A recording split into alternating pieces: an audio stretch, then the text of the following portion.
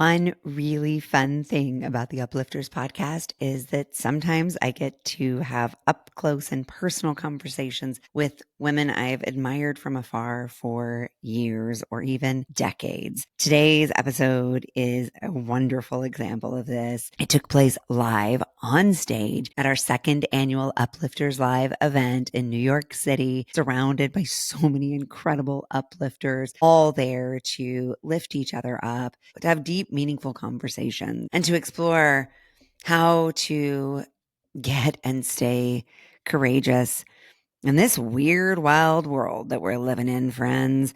We had women from ages 13 to 73 with a surprise guest, none other than Sandra Bookman. I hope you enjoy this conversation as much as I did. It, for me, is just a dream come true to be joined by none other than the legend, the icon, Sandra Bookman. So, if you live in New York, you know Sandra, because she truly is part of the fabric of New York. Let's first dispel the icon and legend Come on. thing. I work with some legends, but I'm not one of them. I mean, let's talk then about how you would define that. I think I'm just old. No, I've been, you know what? Arances's husband is in the business, so you know, sometimes we don't last long in the business because it's fickle. And I've been here for a long time. 27 years, Yeah, I think, at it's like WABC. dog years. So Instant icon. yeah, okay. We had a conversation about this in the newsroom, believe it or not, yesterday, because I was copy editing a script I had to read, and I said to my co-anchor, why the hell do they keep writing icon? No, and the person was important, so I won't say who it was, but I said, it's not, I wouldn't call her an icon, they're people, so I changed it. That's just my What did you change it to? I think I said she was a champion for whatever the causes that but it's like saying hero over and over, and we are guilty of saying it. And I'm not saying people aren't doing important things and great things, but it's not, maybe they're just being a human being, not necessarily a hero. Yeah. I know, I think that's being sensitive. No, I like where you're going with that, because to me what it says is that it is a role that we can all play. Yeah, but also I think language means something a lot of times, and we have a tendency, hyperbole. It's everything is super. Like, I'm fantastic. I'm a supermodel. I'd love for somebody to say that about me. Not going to happen. Me and my 5'4", probably actually 5'3" self. We don't need inch here, inch there. I think, though, in some ways, being a resilient human being is even more impressive. Yeah, I mean, the truth of the matter is, I think that most of us are resilient. The thing is, you can say you've been here 26 years. I think it's 27, and it may actually be today is my anniversary, which is kind of weird. That's kind of amazing. Yeah, I love that. I think it is today. Wow. That I got here in New York. But I think that most of us are resilient. People see me on TV every day, so you get credit for things that you don't really deserve credit for, because people just sort of, God, she's been there a long time. Man, she's working hard. God, she did all the shows today. And that's true. But I'm no more resilient than the woman who, somebody else that's working at the station. You don't see her on air, but she's there every day doing her job. She goes home. Now she's taking care of her kids, and she's helping with homework, and she's finding whatever her husband can't find in the house, and she's figuring out what people are going to take for lunch the next morning, and she's getting her clothes ready the next morning, and she gets up and gets everybody dressed. I mean, that's every single day. I don't do any of that because it's just me and my shoes. And I do have a husband now, but me and my shoes. So I don't, I don't see myself as being much more resilient than probably most of the people sitting in this room, because everybody has their own load to carry. You know what I mean? Yeah. I think that's such an important and beautiful and generous point to make. I just think it's the truth. But it's really easy to think that, like, we are the center of the universe as human beings. Well, I am the center of my universe. My husband knows that. I say that jokingly because for a long time I probably was, because I wasn't married. I don't have children. I have lots of nieces and nephews. but I don't have kids. And I made that decision when I was 6. I know that's crazy, right? But it's the truth. I wanted Barbie dolls. I wanted fashion. I didn't want diapers. But work was everything. It just really was everything because I loved my job. I was so happy to be able to do this thing that I decided I was going to do as a kid in Texas in a little town where we had the streets in my town were dirt roads. So I'm not embarrassed to say they're paved now. But it's a small town right outside of Houston, right between Houston and Galveston. And this was just my dream to live in New York City. And the first dream was that I was going to be in a Broadway play and I was going to be in the chorus and somebody was going to discover me and then I was to become a star. I don't know. I read that somewhere or it was in some old 1930s movie. But that was what I had in my head. And then journalism sort of came into my life. When I was in high school, a teacher was actually my debate coach. We were very close. And, I was trying to figure out what am I going to do. The acting, I don't think I can sing okay, I dance okay, but I don't think I'm pretty enough. I don't know if I'm talented enough. What are my skills? It was this whole thing. And we were talking one day, and she goes, well, you know what, you're always, because I got to read the newspaper. My parents, I grew up, you got to know what's going on. And she said, have you thought about broadcast journalism? You're a great writer, because I'd write some of my speeches and debates and competitions I was involved with. And so I went home and I watched Channel 13 in Houston, which is also a Disney station, by the way. And I'm on brand here. I said, you know what, Mama, I think I want to be on TV. And my mother said, okay, go in there and clean your room up. And that is not a joke. That's what she said to me. And so from that moment, I said this is what I was going to do, and that was it. Because I felt it, that I had the skill set, the interest, and I was going to do it in New York City, eventually. Well, and I think there is a real tension there between two things that you said. One being, I'm going to be discovered. I know. Right? And I think as little girls, many of us were raised to get really pretty and really smart and really good. And then somebody would see us across a room and say, you. Yeah. And we'd feel seen and validated, and then we could step into our light. And so there was that fantasy. And then there was the reality of, this is what I'm going to do. So what did the I'm going to make it happen look like? I was thinking last night, I was like, what am I going to talk to them about? I honestly hate talking about myself. I noticed that. I tried to do some research, and I found out you're from Beaumont. That's it. Yeah, Beaumont that is totally incorrect information, but security folks said years ago at one of the jobs, said, don't even correct it. Let them think what they want. Wrong birth date, wrong hometown, everything. That's fine with me. Said it makes it easier. I'm actually from a small town called Dickinson, Texas. Beaumont, another small town in Texas, was my first job, my first TV job. I always say it's like, well, I'm not going to say what I say. Then? No, but Beaumont is right on the border on the Texas-Louisiana border. And that was my first TV job. So somehow over the years, everybody said, oh, she's from Beaumont. And I was just like, okay. I'm from Port Aransas. Yeah, I know. That's where Texans. Down the coast. Okay. Right on the Gulf, though. Exactly. Right? On the Gulf of Mexico. So now that we've cleared that up, back to how you went from fantasy to reality. I was thinking about it last night because I was like, I got to talk about this. I got to figure out things, I'm sort of a goal-oriented person, and it started really early.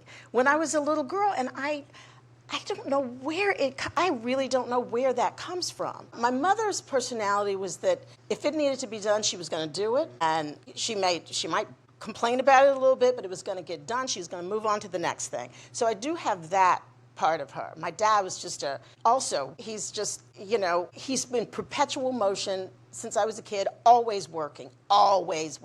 He always had to be busy. If he wasn't working at home, actually his job, he worked for an oil company in Texas. He was in middle management. We owned another business, auto body shops, and he was working that. He was mowing the lawn. Just always working. And so I had that thing I think I got from both of them. And once I got into school, I'm from the era, as a black woman, I grew up in the 70s and 80s. So you're coming out of that time period when there were so many things that were opening up for black people in America and women.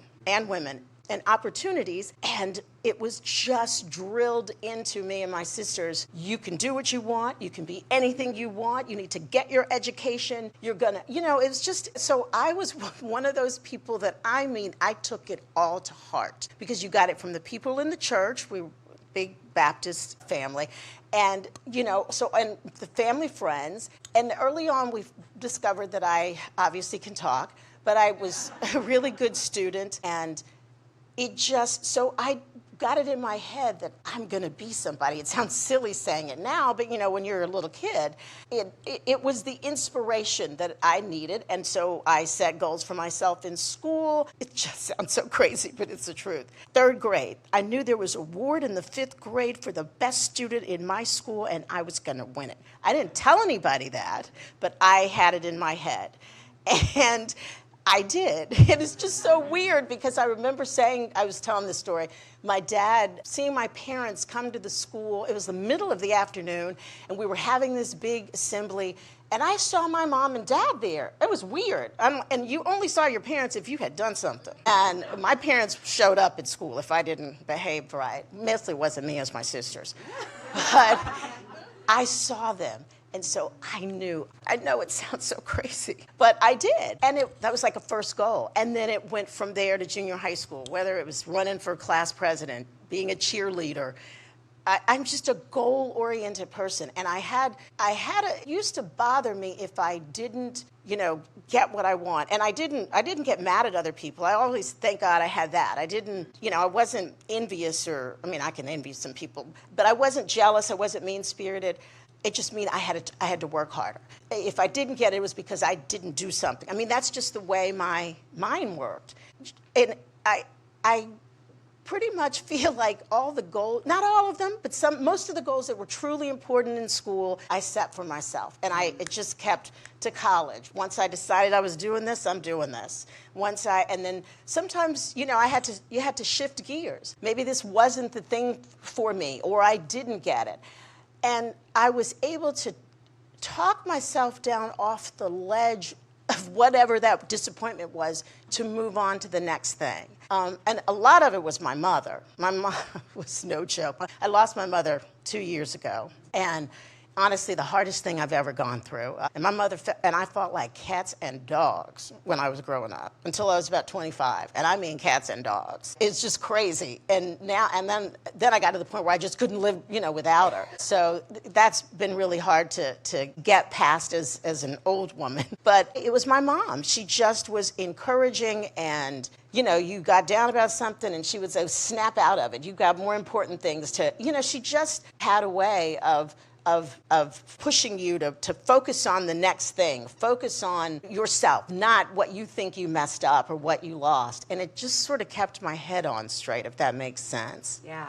And I'm still goal-oriented now.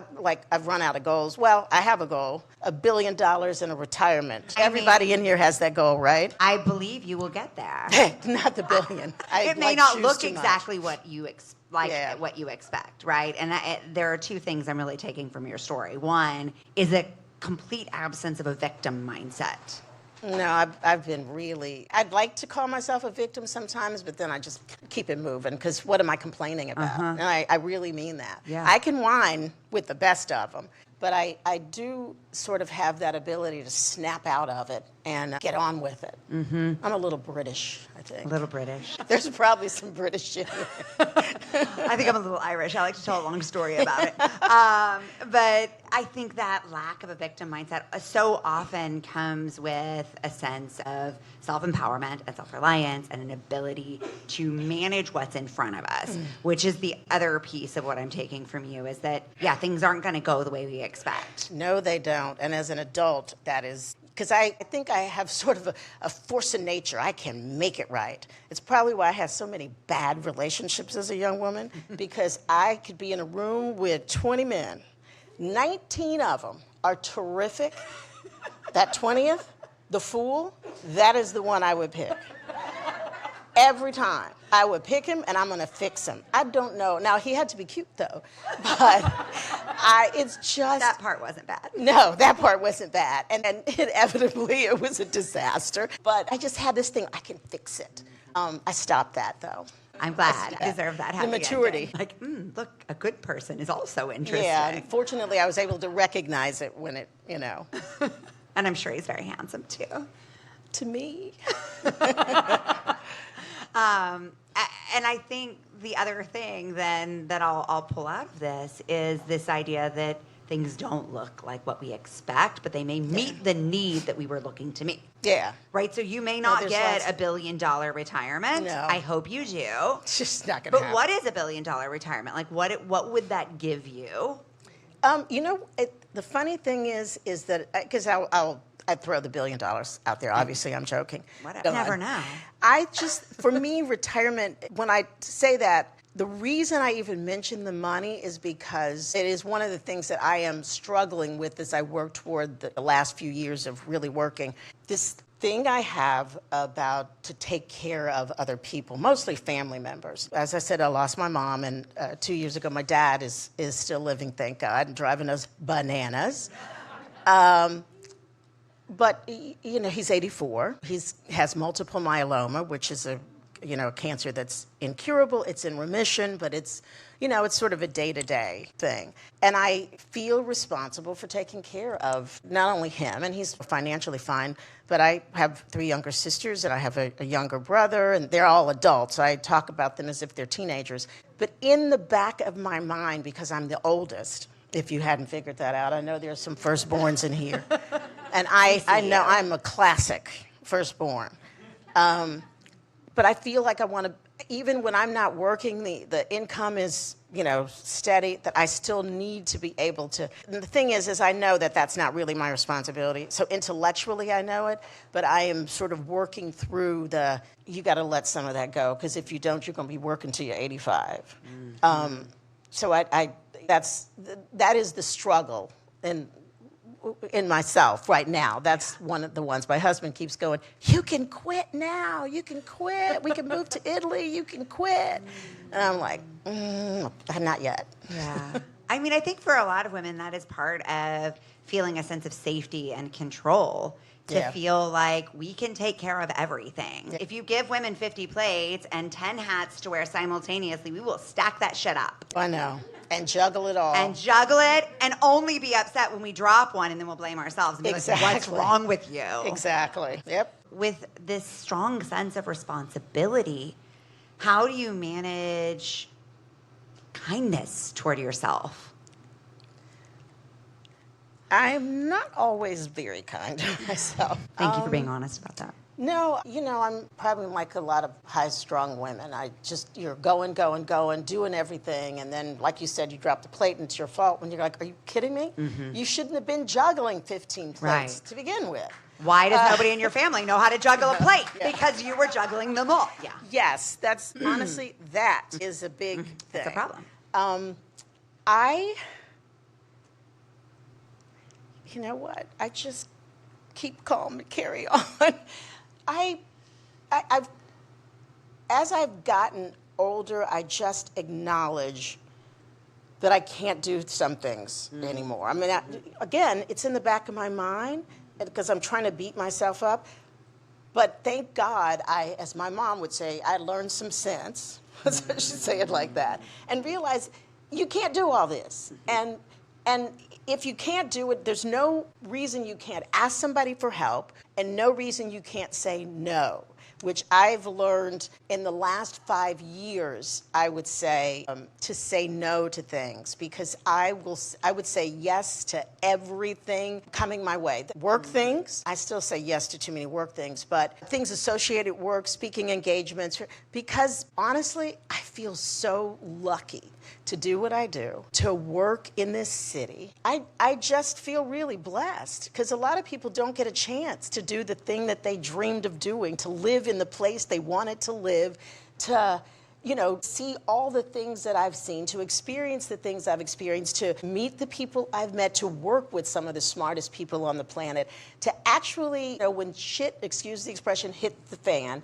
to not be home wondering what's going on, but to be doing my part, whatever that is, whether it's, on the street telling people what's going on, sitting, on the set, explaining to people, trying to make it so that, they have a real sense of what's happening caring and understanding. I mean, I feel privileged to do that. So my feeling was I should be saying yes. I have to be giving back. And this costs me nothing except I don't sleep very well. I'm always tired. And so finally I started saying, okay, you got to say no. It doesn't mean you don't care, but you can't do all that stuff. I'm not 30, which my husband keeps telling me. He keeps reminding me. I thought we liked him. You're not 30 anymore. No. I will say he's younger than me too. He ain't 30 young, but he's younger than me. We don't judge. No, that's a baby. But he will remind me, what are you doing? And that has been really helpful for me because I know he has my best interest, and it's not about controlling me, which he absolutely can't do. I think he's okay with that. And it just really, he sees it that I will just keep working myself to death. And my mother had that streak too, and my dad. So as we say in Texas, he got it honest. He come by it honest. Mm-hmm. Yep. Yeah. And I think, of course, we change throughout the course of our lives, and we learn and we grow. But hopefully along the way, we learn to show ourselves the grace that we show everyone else. Yeah. I mean, I think it's important because you got to take care of yourself. How are you taking care of other people and you can't take care of yourself? You're not going to be able to do all that. No. And so I have learned over the years to take a minute and stop, whatever that is. If it just means reading or traveling or saying I'm exercising, but not really. And I know that's really bad, but not drinking too much, because that doesn't solve anything. But just the right amount does take the edge off. Okay. Yeah, finding that balance there in all things. Enough rest, but not too much. Yeah, well, there's no such thing as enough rest. Yeah, not in your business especially. Well, you have, 2 daughters? I do, but actually, except for, last night, I mostly sleep pretty well. Well, then you must be doing something right. I mean, I'm turning 50 today. I'm not turning, I am 50 today. Oh my God, happy birthday. That's on right. your anniversary. Yeah. And like the menopause bug is like crawling up, right? And so I that is the part I'm most afraid of. Is You'll the be not fine. sleeping part. Yeah, well, I've not slept well my whole life. Again, my parents. My dad sleeps 2 hours, he's fine. I would do that. I used to do it all the time. I can't do that anymore. If I have to, I can do it. If I'm working and I have something to focus on, but I try not to do it because I can't really function. I can't think. But you will be fine. You will be fine. Let me tell you, I didn't think I was going to be fine. And I didn't even want to tell anybody. I know it sounds crazy because I have issues with age. It's my issue, nobody else's. It's issues with my age, that's it. And so I didn't even want to talk about, going through menopause. I had girlfriends, but I was just basically sucked it up, did what I needed to do, took, advice from the doctor and knew that this too would pass, and it did. And I think too, every time we get to hear somebody say, you're going to be okay. I promise you, it's just, and it's just another phase. And you keep on living. All the things that I just thought, oh my God, how am I going to get through this? How can I do it? How can I deal with that? It's kind of one of those things. It is, and this is natural. It's not some man-made catastrophe. It's just a natural, and it's just, you're just moving from one phase to the other. Yeah, some things do change, but that's life. The important thing is that you get on the other side and keep it moving. That's right. And that you embrace what is instead of trying to hold on to what was. And it doesn't change who you are. I think that's underlying, at least for me, that who am I? I can't have babies anymore. You don't even have children. What are you talking about? I think my mother said that to me. And I was like, okay, you're right. After she said, well, you never know what God has in store for you. Sarah had a baby when she was 100. I was like, Sarah was in the Bible. It was like one of those. I was like, what are you talking about, Mama? She was just basically trying to get me to realize how ridiculous I was sounding. But she understood. Yeah, I think, though, we all have that tendency, right? To hold on to what was, to hold on to old dreams. And one of the things I think that we can do for ourselves that is the biggest gift is to say what's right for right now. Yeah, I mean, and it's day-to-day thing. Yeah. You don't have to even make a decision about that. I'm saying this now. My husband will go, did you say that? Was that you? Because I behave exactly the opposite. You know, it's a fire every time I want something or I have to deal with something, at least in my head for a few minutes. Yeah. Yeah, and maybe that's just part of the process, is to have the fire to get to the calm. Yeah. Yeah. This has been really exciting to have Sandra here, hasn't it? I think your job is so interesting, and that you really have helped millions of New Yorkers over the last 27 years navigate some of the toughest moments of our collective existence. Well, you know, A calm presence. I appreciate that. That's important to A voice me. of wisdom. Well, I don't know about the wisdom. That's kind of like the icon. Okay. Well, you know what? You did it your way, and you've always brought your own unique stamp to your storytelling, and you've made us feel a little bit safer, a little bit better informed. I'm watching the New Yorkers in the room nod along, especially those who are old enough to have had televisions. And you've helped us all find our way through those moments. I hope so. I really do love this city. I think that it is just we got some issues, not surprising for the times, but it is just this magnificent place of energy. And, you know, I really, a lot of times to me, it feels like it's what you'd want the world to feel like, unless you're sitting in traffic on Broadway in Soho and wondering why the hell is there one lane? What is that? I don't know. But other than that, I love it. It's just every neighborhood has its own flavor. And one of the things I love about being on the street is that, because I don't believe you can really, it's hard to sit as a reporter. You sit at the anchor desk, which is great. Clarify. Yeah. And on the street, thank you. And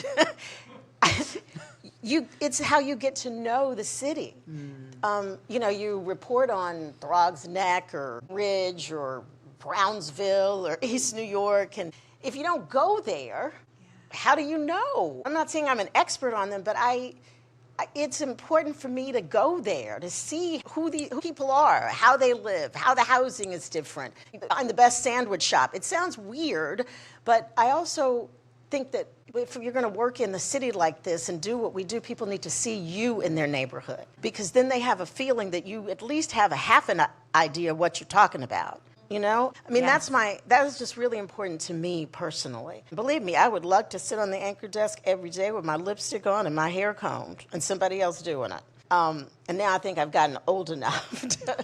But I really loved that. I sincerely, I do miss that sometimes. That is a perfect way to close this out, because we started today with what I called a poo-poo platter. And we brought up people who had different lived experiences to talk about moments of courage in their lives, so that we could sample and taste one another's experiences. And so much of what scares me about these times, what feels most alarming, is our lack of curiosity about one another. And the assumptions we heap on each other, and we just make up human beings based on our own imagination and the movie we saw or the story Social we heard. media. And I'm not blaming media. the- You're absolutely right. problems on social media, but I think we only have a tendency now to read that's already in agreement with us. It reinforces what we think. We go to a few sources, and it just is, and you're hearing it over and over and over.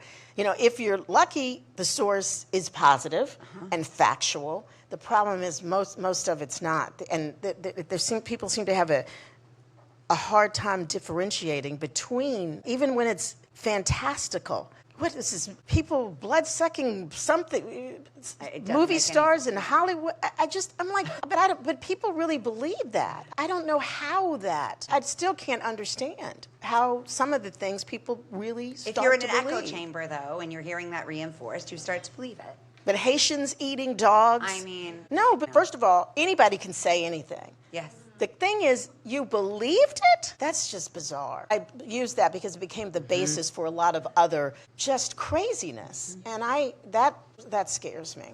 It scares me too. Yeah. And I think we need to get out of our own echo chambers. Yeah. And we need to hear other people's stories. And we need to go into other neighborhoods. We need to go into other towns. We need to go into the places where we're making assumptions and reconnect as human beings. And so to have you here in this room with us in real life and off the screen is freaking awesome, Sandra Bookman. You're so sweet. Thank you, Ramses. And I promise I won't call you an icon or a legend to your face again. No, I'm not offended. I'm just like, I can't live up to that. I was at an event last year with Andre DeShields, and he introduced himself. He was like, I go by the pronouns icon, legend, god of theater. Well, you know what? He actually lives up to it.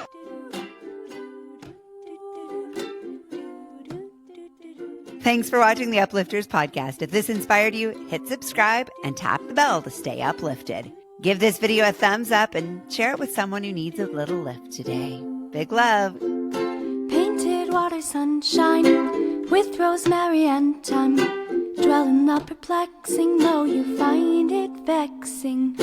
Toss a star and hover, be your own best lover.